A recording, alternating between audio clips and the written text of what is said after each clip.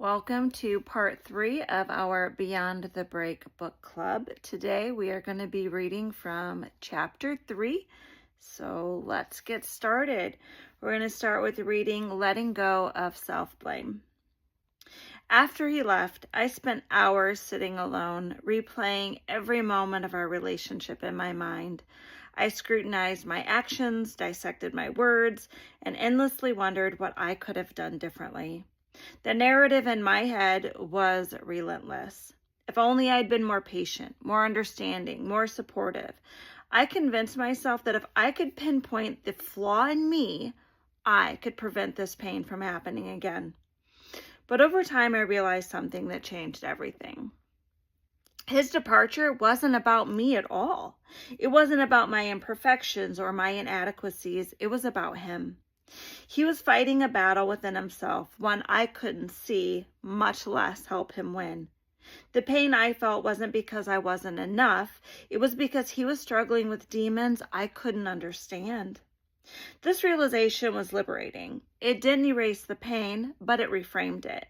I could finally stop asking, why wasn't I enough, and start affirming, I am enough, regardless of his choices.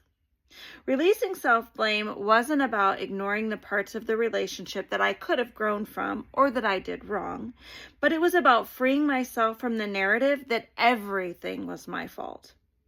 Self-blame is a prison we think protects us from future heartbreak, but it keeps us stuck and unable to see our worth. Letting it go is an act of self-compassion and freedom that helps us heal without guilt. I am going to move right on over to releasing comparison. Comparison is a thief of joy, Theodore Roosevelt.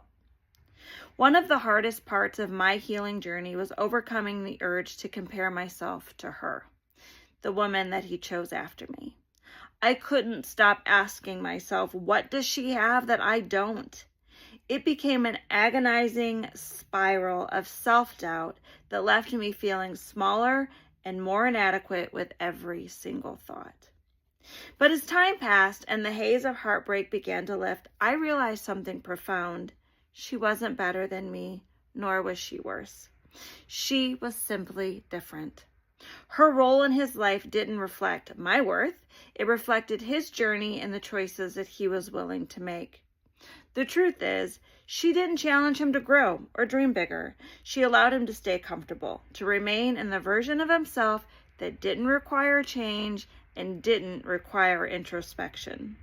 That realization shifted something in me. I saw that comparing myself to her was like trying to measure two completely different paths. We weren't playing the same game, let alone walking the same journey. Letting go of comparison wasn't easy. It meant recognizing that his actions and choices were never about me. It wasn't about whether I was enough. It was about his inability to step into the love and growth that I offered. Freeing myself from the trap of comparison allowed me to reclaim my joy, my confidence, and my self-worth. The energy I had wasted on wondering about her became energy I could invest in myself, rediscovering what made me unique, what made me, me.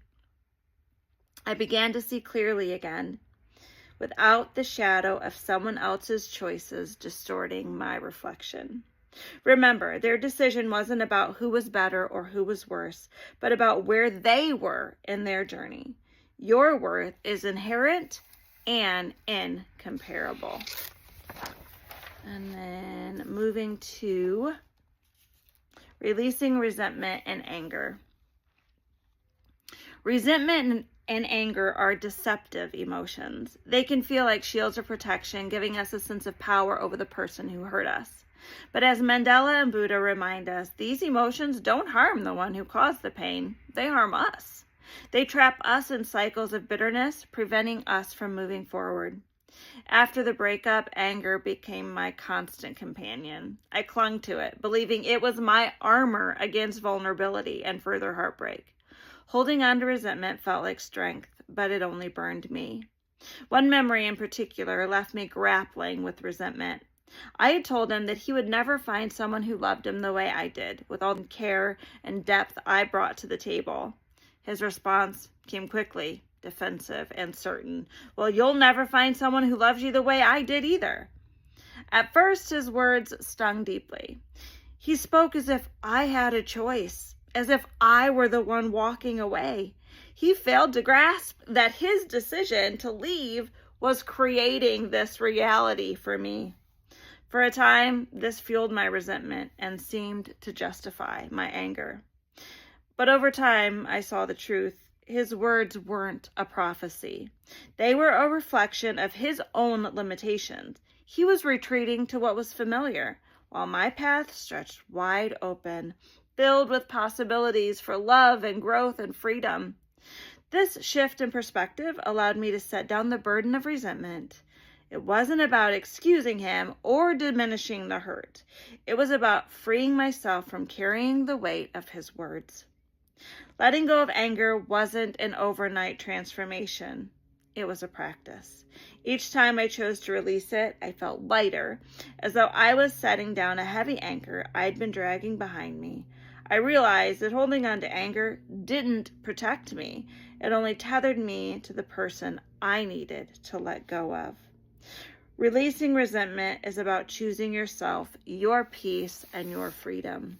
The blessing of his absence. In the weeks of months following the breakup, all I wanted was for him to come back. I convinced myself that if he returned, the ache in my chest would finally ease and we could find our way back to the love that I thought we had. I poured all my energy into hoping for reconciliation, watching YouTube videos, listening to podcasts, and clinging to advice about how to win him back. For a time, the thought consumed me. But now, with the clarity that time and healing bring, I see his absence as a blessing, a gift I never would have chosen, but one that I desperately needed. If he had returned, we would have fallen right back into the dysfunction of our relationship. I would have continued to accept less than I deserved, sacrificing parts of myself to hold together something that didn't truly serve me. I would have stayed in a place where I felt undervalued, unseen, and constantly questioning whether I was enough. His absence, though excruciating at first, created the space I needed to grow, to heal, and rediscover the parts of me that I had set aside for the sake of us. And then I'll skip down to the conclusion, reframing your future. Forgiveness and release aren't about erasing the past or excusing what happened. They're about choosing yourself. They're about unburdening your heart from the weight of blame, anger, comparison, and resentment, and stepping into a future of peace, clarity, and freedom. When you let go of what no longer serves you, you reclaim the energy that pain and negativity have drained from your life. You create space for healing, self-discovery, and growth. Releasing doesn't mean forgetting. It means honoring your journey, learning from it, and allowing it to propel you forward. This isn't a quick or linear process, but every small step you take is a declaration of your worth. It's a statement that you are more than your heartbreak, that you are capable of building a life filled with joy, love, and purpose. Forgiveness, it's not for them, it's for you. Letting go is not about the past, it's about your future. With every release, you are choosing peace over pain, freedom over bitterness, and growth over stagnation. You are reclaiming your future, one moment of self-love at a time.